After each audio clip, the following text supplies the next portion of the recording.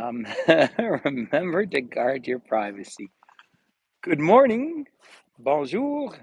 Ohayo gozaimasu. Nice to have everyone here. So I'm about 2 minutes early here. Just wanted to do a quick. Hey, Mary Beth, there you are. Hi, Sarah. Hey, everyone. Nice to see you. Hey, Grüßli, Grüßi, Shalom. Nice to have everyone here. Sorry, I'm just getting everything organized. Hi, Diane. Nice to see everyone, Rosie. So it's lovely to have you all here. It's nice to be back on YouTube live. Good morning. Hi, Sandra. Oh, nice to see you, Sandra. Hi there. Um, hey, Anna. How's it going there? Nice to see you. Uh, Ruth, it's not that chilly. It was about -2. It's just when I came all the way down on my bike at full speed, so I know I get it cold. These are my like old working gloves, and they were in my van. See holes. These are the kind of things that I chopped wood with for your takeaway. But they actually fit best inside the bike. Yeah, 1 a.m. for you, Sandy. Yeah, down there in Australia. Well, it's lovely to have you here. Hi, Lynn. I do have to show you. So I've been biking. See, obviously everything freezes overnight, which is good, and then it gets mushy. So you can tell I've been out biking in the mush in the afternoons and just plowing through everything. But oh, Leslie, everyone, Blue Lotus Egypt is here, and I understand Leslie had a fabulous trip this morning, and it is good and clear, isn't it nice? Leslie, lovely to have you here, and I'm sorry I missed your trip, and it was totally my fault because I had the exact. I mean, I'm just as guilty as everyone else. I had it as like the opposite the evening when I thought I'd be sound asleep. Hey, bonjour, Nat. I bet it was cool. Hey, Marty, nice to see you here, my friend. So, everyone, we're connecting all over the world. We're officially on time here, and as this replays, some people may not know what it is. So, I just first of all want to take the opportunity to say hello and welcome to Banff National Park here. This is a fun biking through Banff. I'm gradually accumulating these YouTube live trips all around the world, right? So, I was just in Montreal 2 trips with you the other day, and I am off, and I'm flying tonight. I will get into London tomorrow, and I have some work to do, and then I will on Tuesday I will do a live in London in the UK. So it's really wonderful there. But I'm up at the Cave-in Basin. So this is the birthplace of the Canadian Rockies. Now, obviously, we're kind of focusing on biking here rather than a tour per se, but I can cover big territory with my bike. So it's quite fun to see the actual bike is sitting right down there at the moment. And we're looking at one of my favorite places in all of the national park right out here. Not talking about the mountains per se, but talking about this whole marshland out here, because this is where, of course, if you've been on my YouTube channel, you've seen the film from the beavers last year. But as this melts off, we start to see the migratory birds coming in through here. Um, and oh, that's fun, Lynn. That's a good idea. Yeah. So in terms of YouTube Live, everyone, it seems to be working quite well. It can come and go. Well, Sandra's coming here. We're going to meet on May 7th. So out at Lake Louise and Yoho. So Sandra, we could even maybe stream a YouTube Live up at the ice fields. Wouldn't that be fun? It is a lovely time of year, and oddly enough, this time of year, this kind of mid-April. Um, uh, Rosie, sorry, let me just answer that question very quickly. So on the guides calendar, it takes me a long time to put things up there, and I'm super busy is the honest truth. So I have someone who helps me intermittently, but was unavailable. And so, they need to be on that calendar, but I mean, there's a million different places and it's all a work in progress. And we'll see how that one develops as well. So, and also, to be very honest, I'm hoping to attract people from a broader market here too, not just the Hago virtual travelers, because that's how we're gonna grow. Well, I'm glad you found it. Oh no, I mean to put it up on the calendar. It's just another thing to do, right? So that's just one of the challenges. So, um, but yeah, there's such a big um, not Hey, Maria. Now, when is your birthday? So there is Cascade Mountain out the distance there, and then Stony Lookout out in front of it, the second lowest of the mountains around here. Hi, Hannah Marie. Nice to see you. And then around here, of course, to beautiful Mount Norquay. We're seeing it from the sign. That's actually one of our ski resorts, but the skiing's just around the side of it, and they are still skiing. So, as we do a quick intro, and then we'll go down and go biking. So, I am at the birthplace of the Canadian Park Service right here. This is 1885. This whole area is protected because of the natural hot springs. Um, yeah. Oh, May 6th, I'll be home, Nat. 100%. I get home on May 5th.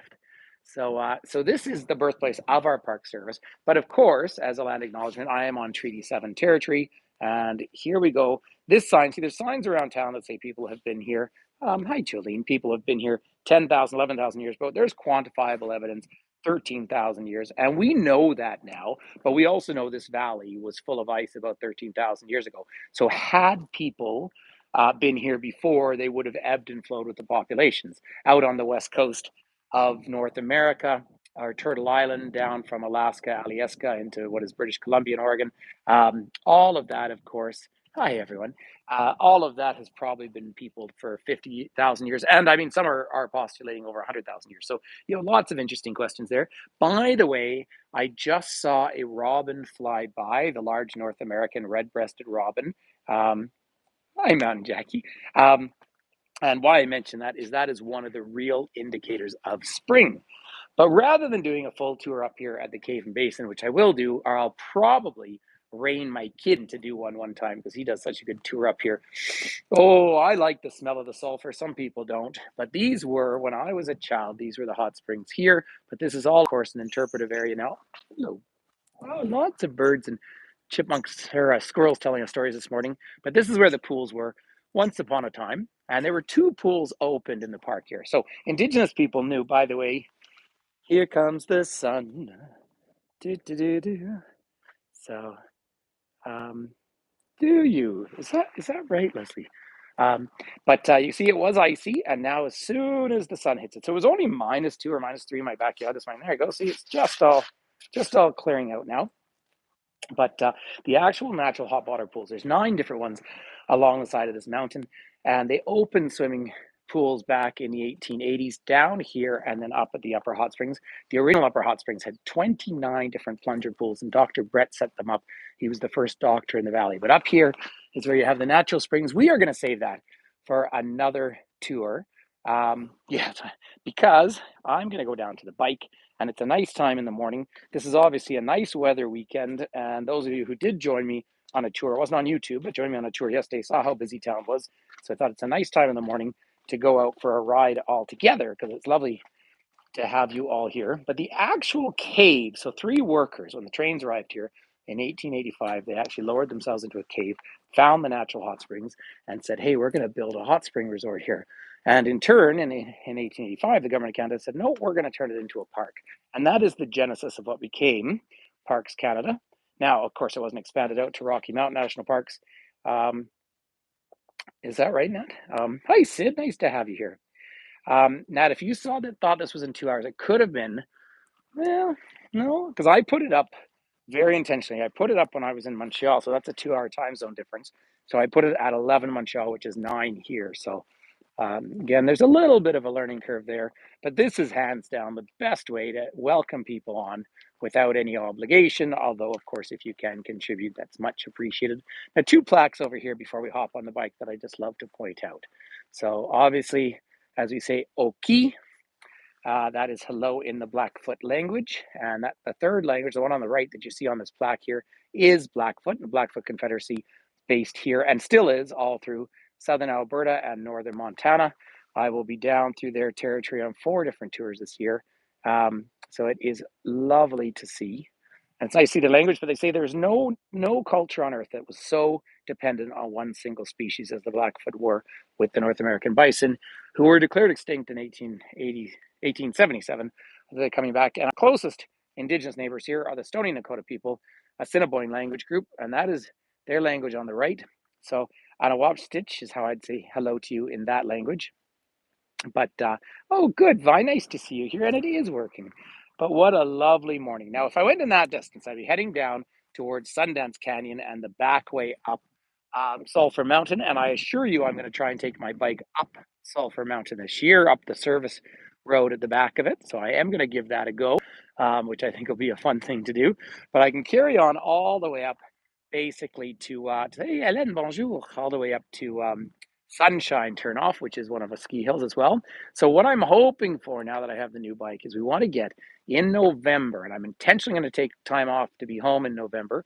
In November, we could get the river freeze before you actually uh, have snowfall, and you can actually ride on the river. Now, here is the outflow from the hot springs. So you'll see all that calcium carbonate that is forming all through there, all that mineralization. That is this huge bulge out here. And through here, we even have a variety of fish that wouldn't live in cold water, but they live trapped in this small area. So it would be cool. And so here's the bike, by the way. And so I should do a shout out for Mustache Bikes, huh? I can tag them in the replay. But I have it set up today that I'm going to ride it down before I head to the airport because I'm going into Calgary and I'm going to the airport today. So I'm going to go in and see my mommy like a good son.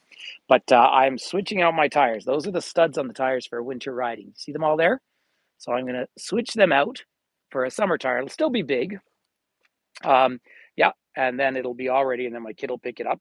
By the way, I I was fixing the collar for the rack on the back the other day because I didn't have one when I first got it. So we had it sort of gerrymandered earlier. Um, but but there's a tiny bend in this rack, and that's because my son has been giving his girlfriend a ride on the back there. Hey, Susan.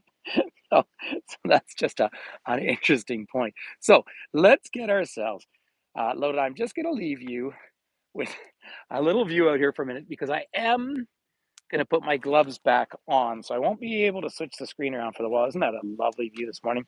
So it is a cool bike. And it is, I mean, my goal, unless there's an absolute emergency where I need more space, my goal is to never use a car in town again. The speed limit in Banff is 30 kilometers an hour everywhere. And the maximum boost that I get on this bike is up to 32 kilometers. So the faster I pedal, the less the engine helps. So there is no throttle, like it's not a motorbike, it's just a bicycle.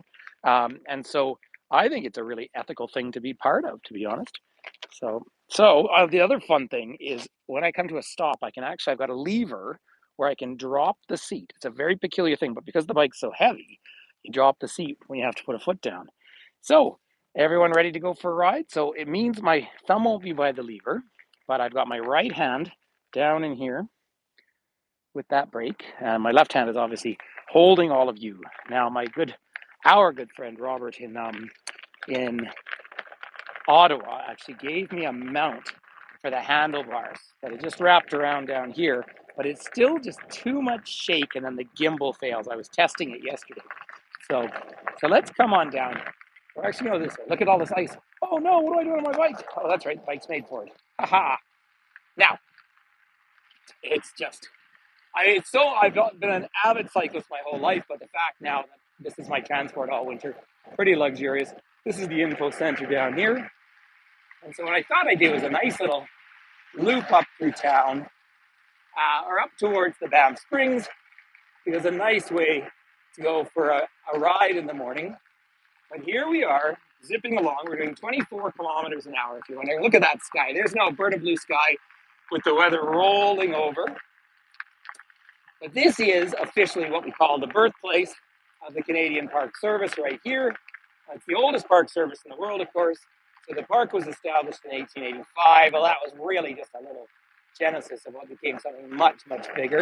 And then it's a little gravelly, and I do trust the bike when I have two hands on, but when it's only one, great question. It's because it is only 9 a.m. in the morning right now, or 10 past 9. The visitor center opens at 10 on a Sunday. Banff is funny. So you get this early crowded action early in the morning as people are going off skiing. And of course, the ski hills are still open here. Either way, there will be some wind effects as I'm riding. So the ski hills are still open. However, beyond that, then suddenly it's quite quiet because people are on vacation or on holiday here. And so then they get up a little bit later. So town doesn't really get going. That's why it's so nice to do a riding trip early in the morning. And so I'm coming up to Cave Avenue here. And Cave is a nice street to live in, although this is the area where all the elk come together for the rut in the fall, and they can make so much noise. I just wanted to give you one quick little view, and you can do a screenshot here if you'd like of the official sign that says welcome to the birthplace of Canada's national parks, au berceau du réseau des parcs nationaux du Canada. C'est un lieu historique. So pretty cool, hey? But let's go down on the path. Again, when I'm using both hands, I will of course just plow through just about anything. But when it's one-handed, I'm a little more careful with the bike because of the whole not wanting to fall off the bike thing, which seems appropriate. But isn't it lovely to be out on these trails? Now with these big tires, I don't feel a lot of the ruts, although I have fallen off this bike a few times when I've gotten into snow that's even too deep for this. But you know what? It's a bit like skiing. When you fall in that, there's really no harm done. It's part of the fun. But so just as we're zipping along here, nice to see a good crowd on. You've noticed if you're following, which if you're here, you are following on YouTube, we keep uploading new videos from the past. I know the beavers is really fun. I saw one of my ones from Seville in Spain popped up. So there we go, right over the edge. Now, the old Warner stables are down in the distance. Until 1911, you had to arrive here by train, and your transport was on horseback or horse-drawn carriage. So vehicles and airplanes were allowed to come into the park in 1911. It's funny, you don't fly into the park now. We have an emergency landing strip. There's some of our sports fields down in the distance, full of the geese out there. You will see how much snow's around here, yet in other parts of town, there's already a lot less snow. So I see some chat coming by, everyone, but as I'm riding along at 28.5 kilometers an hour, not really looking at the chat. I do love this nice, easy stream from YouTube, and I love the fact that the chat comes up, and it's a little bit smaller than I'm accustomed to. Again, that's all a little bit of a learning curve. It is nice to give a shout out to my friend and outstanding tour guide, Anna, who lives in Israel, is here. Of course, Anna's story is one worth following because she's obviously from St. Petersburg. Here's the back of the Luxton Museum, which is partly run by the Indigenous people. And those poles right there are the kind of poles that you would make teepees with. And of course, semi-nomadic cultures, historically. And then Leslie is here as well, who has been flying this morning. So while it might seem a little extreme to be biking one-handed through here, I haven't taken you flying yet, but I just have to come up. I am going to be going straight ahead for the moment, but I need to come and share this with you because I don't know how many millions of photos everybody has of this. But there's the view down Banff Avenue with not a lot of traffic at the moment to Cascade Mountain in the distance there. And of course, that mountain is 2,998 meters, so 10,000 feet high, and has dominated the image of this place forever. And then if I curve around to the other side here, there's our park administration building. And that was built in the 1930s, but of course, Canadian Park Service established 1911. So there we go. I've been green lighted, so I'm going to keep going. And you see, if I'm not biking, I can never actually do this on one walking tour because of the distance. So there's the YWCA, but that was actually the old hospital. And when the pandemic started, they were actually prepping it in case it would have been required. But if I curved up to the right, I'd go up towards the Upper Hot Springs and the Banff Gondola. And here's a little fun walk down memory lane. Here's one of our Chinese restaurants in town, and it's excellent. And I really like them too. But that used to be a breakfast place. Canadians, and certainly prairie Canadians, love breakfast and brunch. You know, Oscar Wilde once said, "A nation that has time for breakfast has nothing to offer the world." Well, we respectfully disagree in the cold culture, but all through university, I would work there, and I would do the kind of 5:30 in the morning, and then I still had time to, if I had to go into the city for classes. So we're heading up through some of these nice neighborhoods. If you'd like to come and move to town, there's actually a few houses for sale at the moment. A couple up in the next right turn, and they're only about $2 million. And I say that in a funny way to say only, but I mean it in the sense that if they were outside of the park, those houses would probably be 9 or 10 million. But because you have to qualify to live here, it actually, I mean, Not that the average person can afford $1 million or $2 million house, but it's just an interesting factor of Banff's reality. All right. I think the big hotel is pretty full today. Come on, everyone, get going. There you go. So we're coming up to the Banff Spring. So we started at the cave in Basin, where really they say the park was established. But of course, William Cornelius Van Horn, who worked for Sir George and was in charge of overseeing the construction of the trains in this part of the country, ran out of money. And as that fine line says, if I cannot export the scenery, I'll import the tourists. And he said, let's build a castle in the mountains. And so this is one of the world's most famous hotels. For some of you, joined me in Quebec City, where we saw the Chateau Frontenac, of course, which is considered to be the most photographed hotel in the world. This is one of our local buses. This one has a moose on the side of it. Although we don't see a lot of moose here. They're drier. But boy, oh boy, are the elk out. And of course, we have deers in town. So when it's really busy, they'll have 800 employees here. Quite a lot in a town of 8,500 people. And these are ski buses loading up in the morning. People waiting. So here's Van Horn out in front of us. There he is. Look at the morning light. It's fantastic. So let's just loop around here for a moment. And I'll make our way under the arches. We're up above. You have the old symbol for Canadian Pacific, which in 1988-89 divested itself of its hotels. And then they became Fairmont products.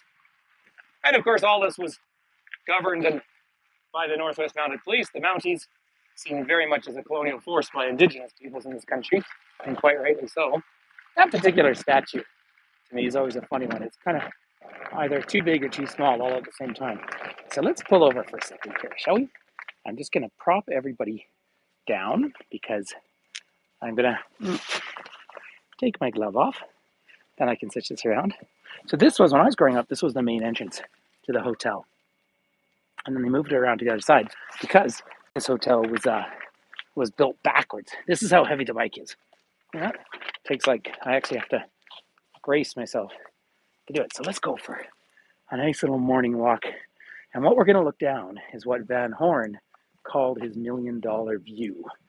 And so this is where he said he wants his castle in the mountains.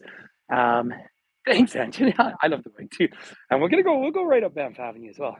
But this is the $1 million view. But what's sort of funny about this is he thought the trains would be coming up towards the hotel, and then the trains couldn't do it because of the Bow Falls. And so as a consequence, they had to go and put the town on the other side of the mountain. So that's just some interesting construction there. So there is the Bow River. That is flowing east. That is where it's flowing down, and it bends around since the Fairholme Range out there, Mount Ingalls Maldy and Girard. Sorry, I'm trying to use my zoom here. I think my fingers are too cold to work. There we are. So that beautiful mountain range, you go up above that one, and then you're at Lake Minnewanka. Then you go up and over the next one, and you're in the Ghost.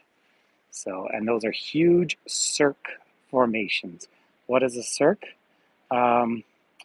It was, Chloe, great question. It was more that it was planned. So no, it wasn't. It wasn't finished till 88. But it was planned here. And then when the trains came and they had to stop up on the other side where the station. So the trains arrived in 1883, but construction had already begun. That's a great question. Now the golf course is down here in the distance. That's 1926. Probably wouldn't build a golf course in a national park anymore, but it's sort of a legacy thing. No, and to the train. So let me just give you a little bit of that history. There, by the way, is Mount Rundo with the sunrise coming across it. So just to give you a little bit of that history, Angie, and I'll turn around and actually get for some folks movie. I didn't want to put the camera right on a young family's face, but let's come down here. And I think this next view is going to make a big splash with all of you. How's that for a morning in the mountains, everyone? Doesn't that look just delicious and enticing? So no, what happened, Antje, and as the history goes, and it is really interesting history. So the United States buys Alaska from Russia in 1867, and that really was the final that's right, when is the final plan to create a united dominion on Turtle Island in North America. So Upper and Lower Canada, Ontario and Quebec, New Brunswick, Nova Scotia, they reach out to the nascent colony of British Columbia. In between, all of this all belonged to the Hudson's Bay Company, which wasn't necessarily accepted by the Indigenous people, obviously.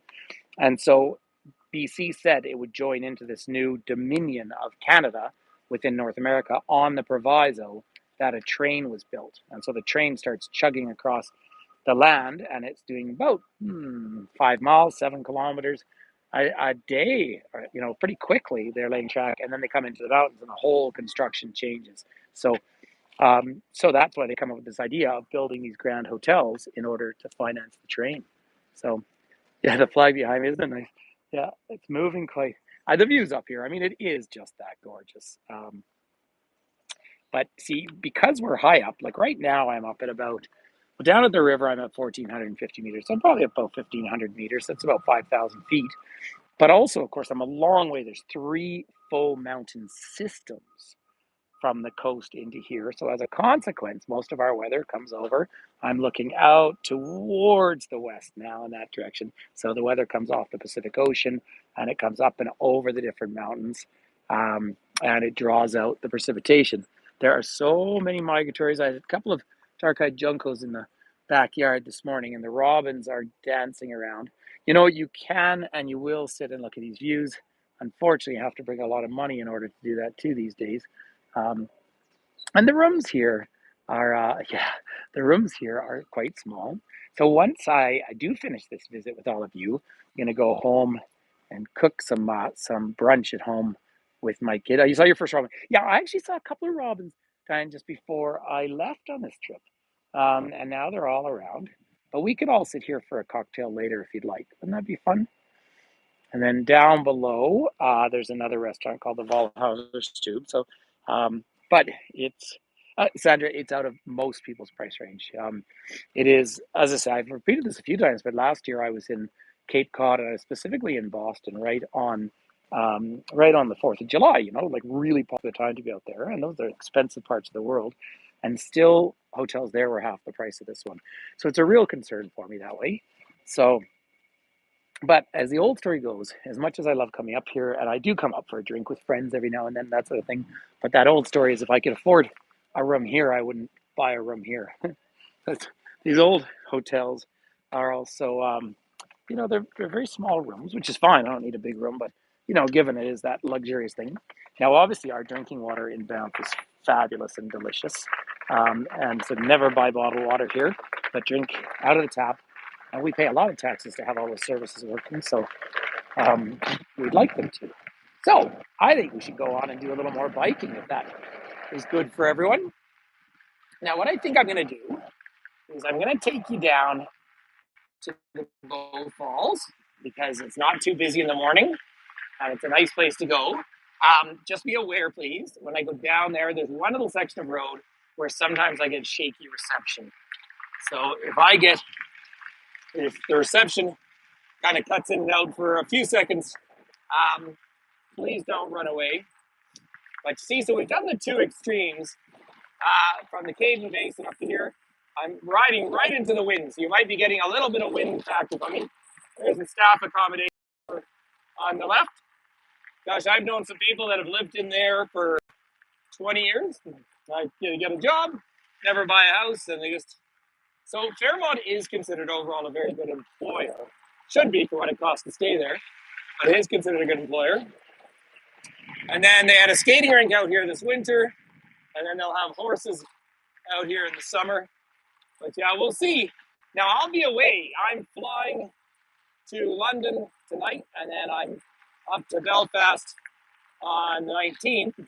But they'll have one or two more snowstorms here before it's all said and done. Look at that for a view. Do if I have to pick a single favorite view where I'm approaching something, and I've got millions of them, but in this region, I want to say, it's when I'm skiing at Lake Louise down the back. I can't show it to you because I have no reception there, but I come down towards Two Chairs, Larch and Ptarmigan in the back, and you come up on Mount Temple, which is the highest one in the area around Lake Louise. See that house there? There's your classic Ontario architecture transported out to the west.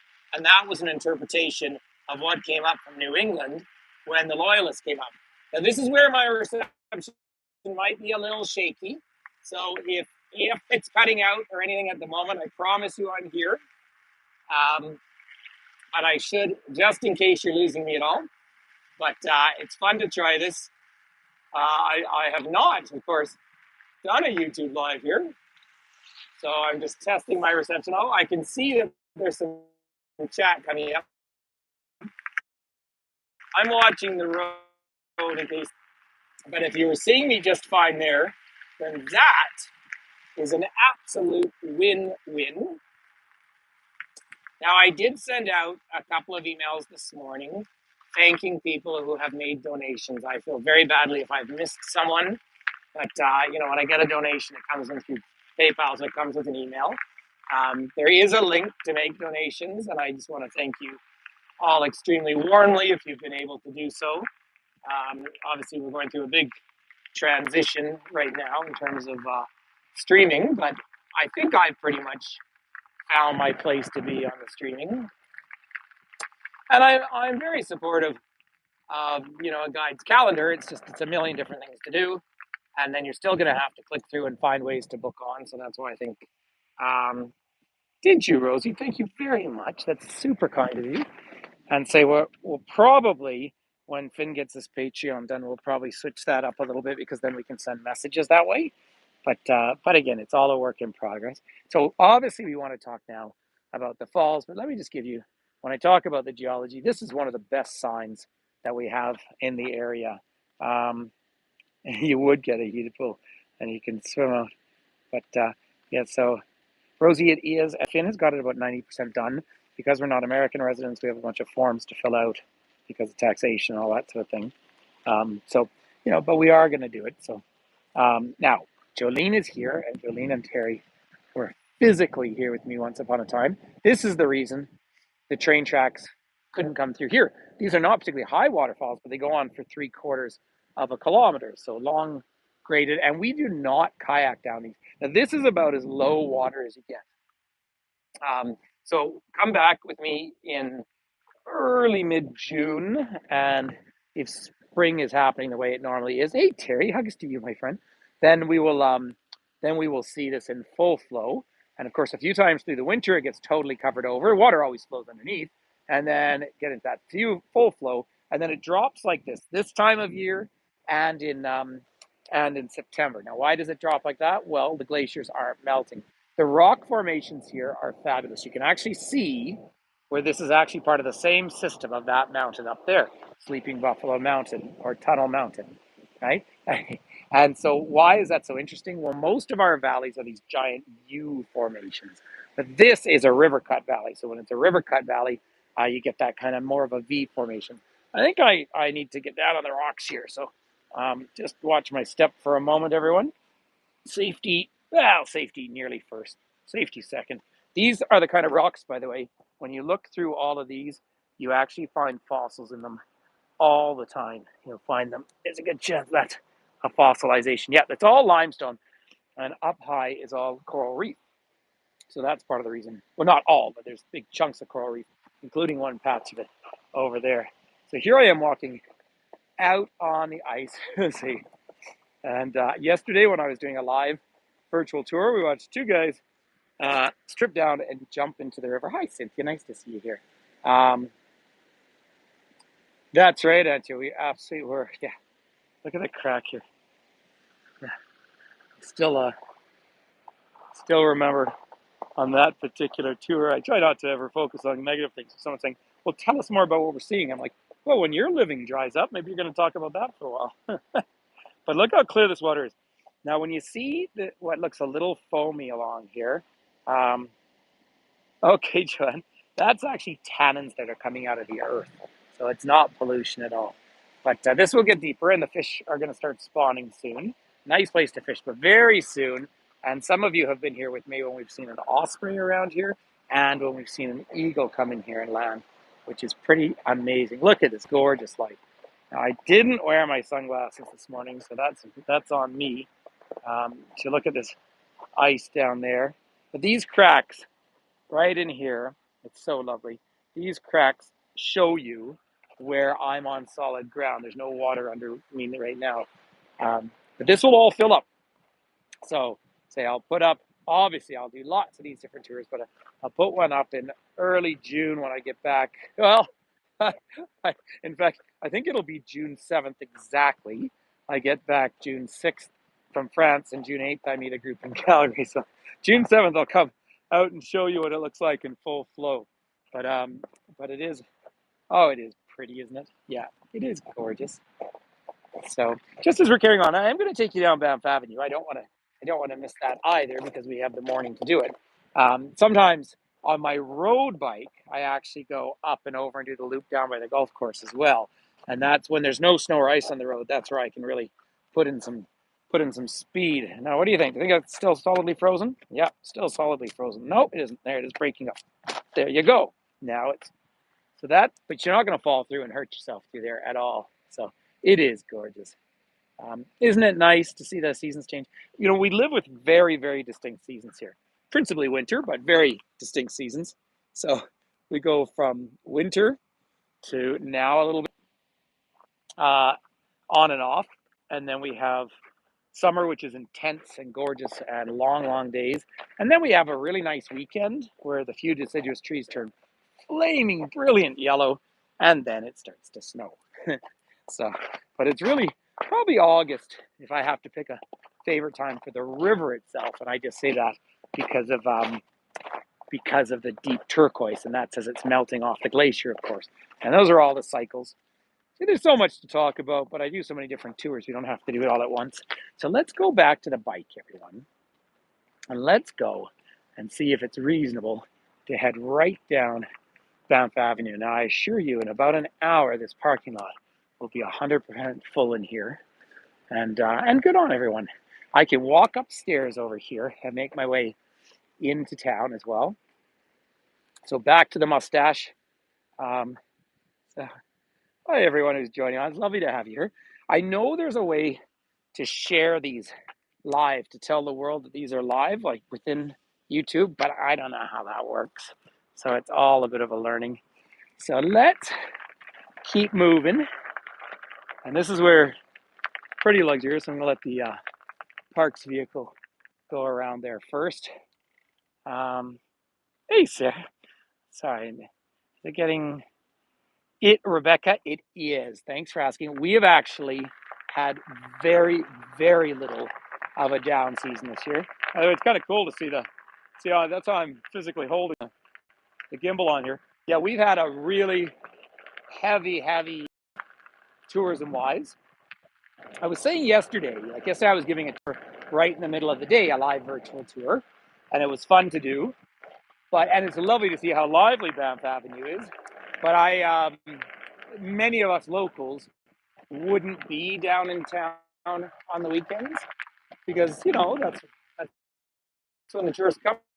Although they are here all week, but yes, it is busy, and it's good busy. I mean, it's complicated, right? Last year, the official number seems to be 7 million visitors. Now, a lot of those are day trips from Calgary and Edmonton. But now we're seeing the recovery of that international market. So really, I'm away now in Ireland, which I love. Oh, that's someone going to do some work on the golf course or on the, probably, or at the base of the springs.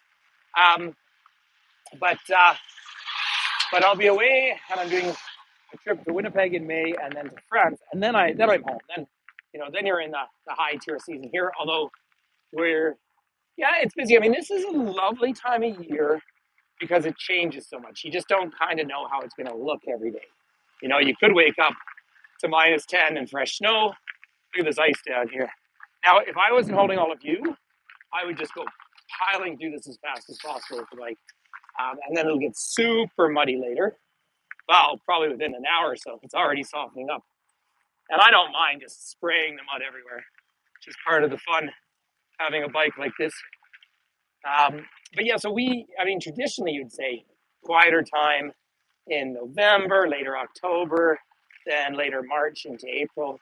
But really it is, I remember in the old days when I would spring groups from the UK over here. Usually the first tour out in the spring will be about April 21st. Now, what can be shocking to people is that they're surprised that there's still ice on Lake Louise, for example. Like last year was June 6th or June 7th. Oh, sorry, I'm just going to get past these folks without spooking them. My bike has some pretty big tires. So, nice to see people out jogging. And there's magpies down below. When you see people out for a nice jog, you know that there's no bears around at the moment. But when you see them sprinting, usually that's indicative of a bear. Now, I will be, now I have a strap, which I use all summer on my other bike for carrying my bear spray. And so, and I'll be both using this bike, but I will use my road bike, of course, in the summer months. Love this statue over there that represents the river, the currents. But I think we're just going to carry on up. I think I might go over this bridge just because I always love our rainbow flag, but also that I can cut around to see how everyone is here. Morning. Now have a look at this view, everyone. There you are, looking across the pedestrian bridge and up Muskrat Street. And how's that to be fair, as views go, it's a fairly nice one. And I guess I have to just put on my brake for a second because of this morning light, just to show you this in the distance. Look at the light and this is what happens with the clouds, right? They get caught up on each of the mountain chains as they come around. And I know we've all seen this so many times, but you never tire of it. I don't either. And then there is Takara, the Iroquois word for like glistening on water. So I would have actually been happy if there were more of a snowpack this time of year, though. So what we're worried about is from the snowpack, our biggest concern, of course, is forest fires. That's the only real natural disaster we have. And that's why we have intentional burns. Here's our rainbow flag. Of course, you couldn't have pride during the pandemic, so we've got them in all the towns. Even goes on our buses, Happy Pride. And I tell you what, if you happen to come here and have some hang up with same-sex couples or trans people, then that's on you, because we love everyone. So it's just the way it needs to be in a modern world. You know what? I'll just keep going along here because it's already getting so crowded. Sorry, let me just. Because I have the studs on the tires, it actually spooks people a little bit, and so I don't like to race up behind them, jump out of the way. My new tires, these tires make a lot more noise because of the studs. Because it's hard being a stud. And look at the cracks in our paths as well. Right, that's the freeze and thaw, and that's why there's 2 seasons in this country. I didn't do an echo. I'm sorry. I'm really sorry I didn't do one, Chloe. But look at the water out here right now, everyone. Yeah, some of the turquoise. Isn't that just spectacular? So I'm already up over 40 minutes. I'm still trying to time these out to about 45, but I think I probably have to take you up on here. I just kind of have to because the day's too perfect. And then I'll turn around and take you up Banff Avenue. And I'm sure getting hungry, so I'm hoping my kid's awake by now because he's still kind of on Australian time, whereas, of course, I'm trying to keep myself on Eastern time. Look at that for a morning reflection. Doesn't that give you something to reflect upon, everyone? It's pretty magical to see that. And I can hear some geese making a racket, and people will be up skiing today. Well, I didn't see that Rebecca was. I know Sandra is because we've been in touch. So, Rebecca, give me your dates because I am going to take Sandra out for some sightseeing when she's at Lake Louise. And then maybe we could organize for Finn or Pam to meet you here. Finn would love to take you, I'm sure, on a walking tour. He doesn't have a driver's license. Yeah, we are. May 7th. And we might go up. We'll see what the weather's like. I always kind of withhold that decision, but if it happens to be a really nice day and the fact that Sandra's already out at the lake, we might go up to the ice fields. They don't start their tours right away. Sorry, everyone. For those of you not from this part of the world, there's about as good a view you get as of magpie. People think of them as black and white, but they're not. Antje, it is about 9:45 in the morning here. We had sunrise at 6:45, I think, this morning. Although it's a little bit of misleading when we talk about sunrise in Banff because it touches the top of the mountains, but not necessarily the street level. But what's happening this time of year is this was extra warm this morning, right? My backyard's always the coldest because I'm up on the side of the mountain and there's a bit of a gully behind me, so it holds on to the cold. And it was only -3. I think the official town temperature was +1. It's pretty rare to wake up to that. There's our post office, which I'm not going to go on about at the moment. A little frustrating. And then for those of you who are coming here, I've got lots of suggestions of places to eat. There's Anki is Korean street food, by the way. Totally worth it here. It's gonna cut down here.